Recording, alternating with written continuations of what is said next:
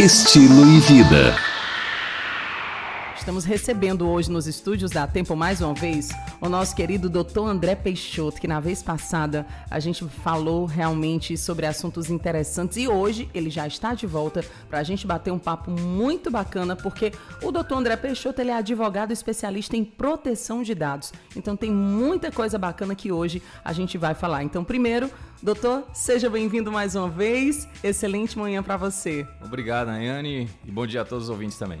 Que maravilha. Doutor, hoje nós vamos falar sobre os 5 anos da Lei de Proteção de Dados Pessoais, que a abreviação dele é o LGPD. Eu queria primeiro saber como é essa lei e como ela funciona.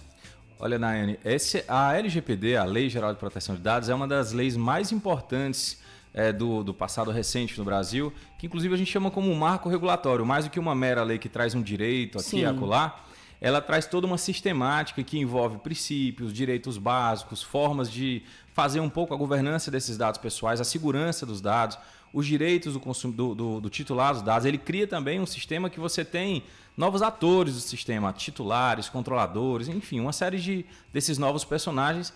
E eu gosto sempre de fazer um paralelo com o Código de Defesa do Consumidor. Sim. Ali no começo dos anos 90, a gente não tinha uma relação específica de consumo. Quando a pessoa tinha um problema, ela não tinha um direito da garantia, ou direito à informação, ou direito à segurança dos produtos. Então ficava num limbo aí jurídico, talvez se ancorando ali nas relações de direito civil. Exato. O que acontece com a defesa do consumidor? Ele cria o fornecedor, o consumidor, a chamada relação de consumo, e isso fez mudar muito, se a gente olhar de lá para cá, nos 5, 10 anos seguintes, né? Como o consumidor se fortaleceu, né? Quantos programas a gente tem, quantos DECONs e juizados, né, para apoiar. E como mudou a consciência do consumidor. Com como certeza. mudou a consciência das empresas em trazer esses direitos. Então, a relação se sofisticou e melhorou. E a LGPD ela vai fazer isso de forma muito similar, mas já está fazendo, mas com relação aos dados pessoais, que é o nosso tesouro hoje, né? Antigamente eram aqueles produtos, o Brasil abrindo o mercado. Verdade. E agora, quão importante são os dados pessoais na vida das pessoas. Pois é, e nós que somos, com certeza, consumidores, qual é a diferença que faz na nossa vida?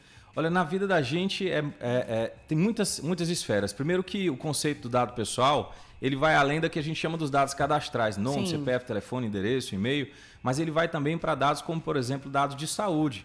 Né, exames médicos, funções, às vezes questões do nosso comportamento, se eu sou uma pessoa sedentária ou ativa em termos de esporte, então isso está falando um pouco da minha saúde. Dados que a gente nem sabe que existem, como a localização geográfica que está no nosso celular. Eu posso identificar, por exemplo, qual a sua religião, que é um dado sensível, porque pela sua geolocalização, todos os domingos você está na igreja X. Então, tem uma série de coisas que podem ser exploradas nisso. Então, com isso, essas informações podem gerar problemas. Em mãos erradas, e da forma como estava antes da lei, sem nenhum tipo de regulação, circulava, de certa forma, livremente. Até porque a gente sabe que a internet está aí, né? E tem os gaiatinhos que fazem que circulam com esses dados. Então, um dado errado sobre perigo, você, né? um dado errado sobre a sua saúde. Então, a gente tem visto aí muito no dia a dia das pessoas, por exemplo, contratos que são feitos fraudulentos. Né? Você recebe uma cobrança, está no SPC, você não sabe de onde veio, mas eles utilizaram os dados pessoais. Inclusive, doutor, já aconteceu isso uma vez com meu pai. Ele recebeu um boleto e tinha certeza que era o boleto que tinha que pagar e não era. Acaba era pagando, fraudulento. É uma coisa parecida. E aí, eu pegando o gancho do seu comentário, eu falo da engenharia social. Por exemplo, quando você recebe uma cobrança que você nunca viu, de repente, se for um valor mais alto, você nem paga.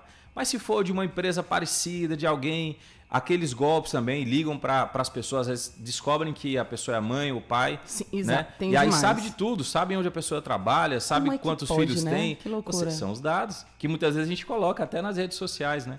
Então, com essas informações, ele tem um nível maior de informação e um êxito maior no sucesso do golpe que ele vai praticar. É verdade. Então, isso é só uma das esferas da utilização desses dados pessoais, mas a gente tem a utilização, por exemplo, de informações de saúde que de repente estão equivocadas no plano de saúde. Boa. E que isso de repente aumenta a sinistralidade de um plano empresarial. Ou seja, o que é que ela traz para a gente, né, para o cidadão? Então, a gente vê isso afetado no nosso dia a dia. Com certeza. Mas o que é que ela traz de ferramenta? É que antes o cidadão não tinha um direito concreto, não tinha uma ferramenta. Agora, o cidadão Agora tem. Então, ele é. diz, eu tenho o direito de acessar as informações, eu tenho o direito de ter transparência nas informações, eu tenho o direito de corrigir uma informação equivocada, eu tenho o direito de eliminar informações que não têm uma base legal que sustente ali, que você não demonstre que você tem o dado de forma lícita, né? Eu tenho o direito que você trate meus dados com segurança, com transparência, que não sejam utilizados de forma preconceituosa. Então, hoje, diferente do que tinha antes da lei, há 5 anos atrás, o cidadão hoje tem uma ferramenta jurídica, um direito concreto para lutar. E mais, ele tem também, como eu disse, é um sistema regulatório, foi criada uma Autoridade Nacional de Proteção de Dados. É uma entidade que recebe as denúncias e pode aplicar multas. Ou seja, além da reparação que uma pessoa pode ter, um dano moral que eventualmente tenha sofrido, ele pode exigir uma multa como tem no DECOM. Você entra no DECOM, a empresa, se tiver cometido alguma coisa ilegal, ela paga a multa e você ainda pode na justiça cobrar os seus danos que você sofreu. Na LGPD é a mesma coisa. Você faz a denúncia na NPD, ela vai ser averiguada, a empresa vai ter um procedimento para se defender, mas se tiver cometido algo errado, ela vai pagar uma multa. Eu deixo até aqui uma pergunta, porque tem um ouvinte que está falando assim, minhas localizações eu não utilizo, né?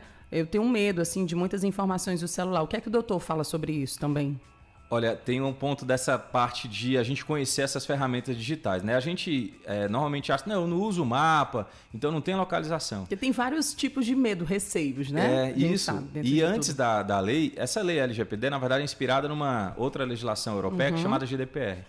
E a gente vê aqui, por exemplo, quando chega a GDPR lá na Europa, né? E as empresas multinacionais, esses aplicativos que a gente usa na internet, revelou o quanto dessas informações. Então a gente acha que é só quando usa o mapa que você está usando o GPS, mas na verdade tem inúmeros programas que você utiliza no seu celular que está utilizando a sua localização geográfica. Alguns deles até utilizando os seus dados de saúde, para quem usa aqueles relógios smartwatches, né, aqueles relógios inteligentes, está devassando uma série de dados. Com a lei, qual é a obrigação que elas têm?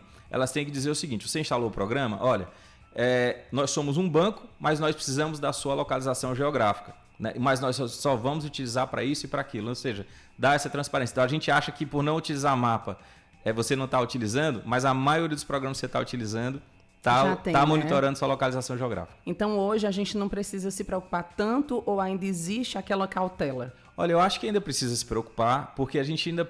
Aliás, precisa se preocupar bastante porque as empresas estão se ajustando e estão te dando mais transparência.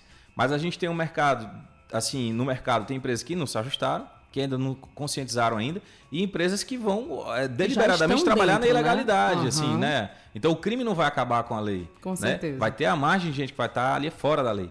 Mas o que acontece é que as empresas vão se ajustando, né, e se adequando. Ou seja, o que a gente precisa ficar sempre atento. E na prática, o que é que vai acontecer com o titular dos dados pessoais? Nós, pessoas físicas, né, que temos esses dados pessoais, nós vamos ficar mais exigentes, mais atentos, cobrando, dando preferência para empresas que lidam sim de forma lícita com os dados, que trazem segurança e que demonstram isso para a gente. Como aconteceu com o Código de Defesa do Consumidor. O consumidor mais exigente fez as empresas ficarem mais sofisticadas e melhores também. É verdade. E só para terminar, eu queria que você passasse aqui, doutor, uma dica para as pessoas que têm facilidade em cair em fraudes, enfim. Porque existem muitas pessoas que realmente têm essa facilidade. Qualquer coisa já está convencida, né? Então é fácil convencer. Qual é a dica que você dá para essas pessoas que estão nos ouvindo? Desconfiar sempre. Então, assim, receber uma mensagem de SMS dizendo que bloquearam a tua conta no banco, clicar no link, fala com o teu gerente, vê o canal oficial, liga para o telefone oficial da empresa, usa o chat do aplicativo do banco oficial, desconfie.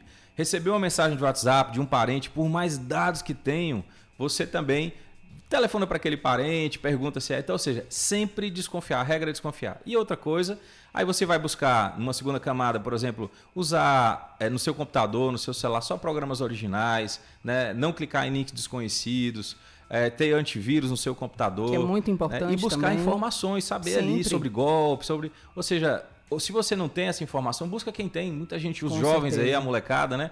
Tá muito atento para isso também. Então, desconfiar buscar informação e usar antivírus e você ter esse tipo de cuidado. Não dar senha para terceiro, usar senha forte. Boa. É isso. Exatamente. Doutor, muito obrigada pela sua participação.